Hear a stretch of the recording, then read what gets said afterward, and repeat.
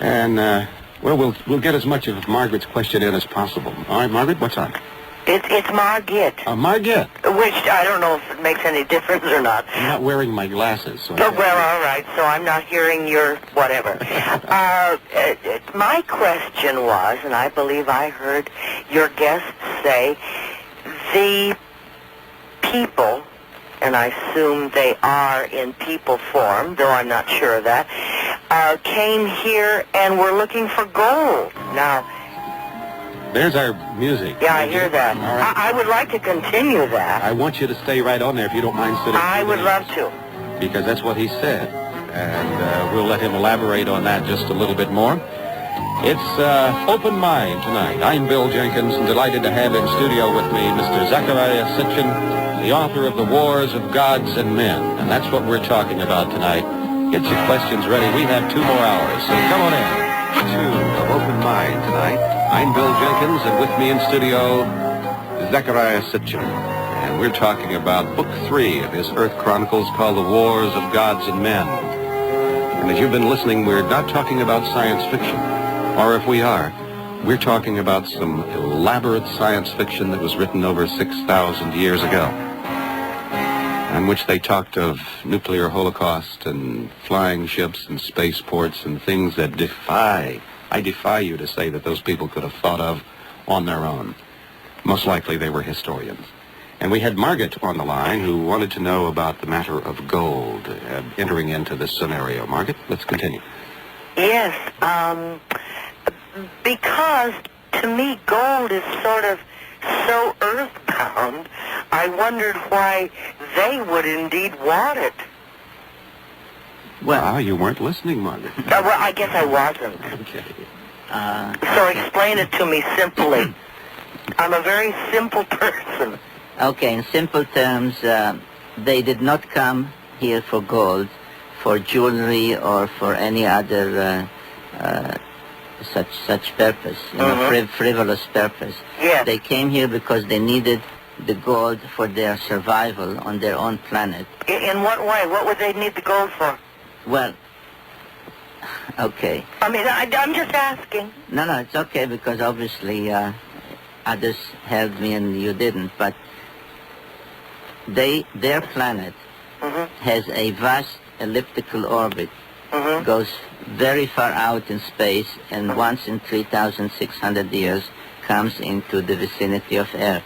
They developed a problem on their planet that their atmosphere was eroding. They were losing their atmosphere, and thus were at the risk of perishing on their planet. They have discovered, their scientists have discovered, that if they would suspend gold particles in their atmosphere, they would create a sheath, a covering to protect their atmosphere and their planet. And as Bill said before, they would create a greenhouse effect that would also help them retain the heat generated by their planet. And thus they came here in search of gold, having discovered, and I also told how they happened to have found out that there is gold on Earth. They came here for that purpose. Their survival depended on it. They did not need it for jewelry. No, I'm sure not. I simply wondered why. Well, I don't know. As a woman, why are you sure not? Pardon me? As a woman, why are you sure they did not come here for jewelry? Well, now that just smacks of the Earth, my dear, not another planet. I hope there aren't other male chauvinists out there. As a matter of fact, some of their leaders were women. And if Bill will let me, I'll tell you a little about it. Well, I would like to say to Bill, this man has an awful lot of earthbound qualities to him. I'm sorry. That was not my intent. As a matter of fact, I was thinking of gold fillings, if anything. Oh. Margaret, but I hope that answers your question. Well, indeed it does, and it also answered my other question, which was gold per se, and jewelry was not my idea of it. Okay. You know, there's a heart of We gold. were kind of joshing with you a little Yeah, bit there, right. Margaret. Well, and I'm joshing with you, too, you know. Okay. Okay, I'm going to call you back, Bill. Okay. Thank you. All right. Now, Bye. thank you very much. We have a lot of fun with our gang out there. Okay, Donald. Hi, how are you, Bill, All tonight? right. Two questions. One, if these people were viewing from outer space onto Earth, why was such importance given to the Earth moon and all the moons of the other planets ignored? Wouldn't they see those from a different viewpoint, too? Well, you said you have two questions. Yeah. What's Can we the try other that one or not? Well, it's up to Bill. Well, go right ahead and answer whatever. Okay. Now, according to the Sumerian cosmology, the moon was in the process of becoming a celestial body, a planet in its own right. That is why it was considered to be a 12th member of the solar system, unlike the other moons or moonlets of which we know. Another one that was a moon of another planet and became a planet itself is Pluto. This is a theory that most astronomers today subscribe to, but which is described by the Sumerians in their writings 6,000 years ago. So there were two celestial bodies, one that became the planet Pluto, and one was our moon, which they called Kingu, which was in the process of becoming a planet, but due to celestial collisions and other events, which they described and I described in my first book, The 12th Planet, it didn't become a planet on its own right, but they still considered it to be a celestial body in its own right nevertheless. So just those two, Pluto might have been a moon and our moon were the only two important ones. Right. The other moons were unimportant. The to other them. moons remained satellites of other planets, and therefore they were not in the same category. Okay. If the desert goes from the Mediterranean, would it include the Gobi Desert? Would it go all the way to China? And then my question is, did the Chinese give any accounts of these incidents? Well, the prevailing winds carried the nuclear cloud from the Sinai Peninsula, from the shores of the Mediterranean Sea towards Mesopotamia.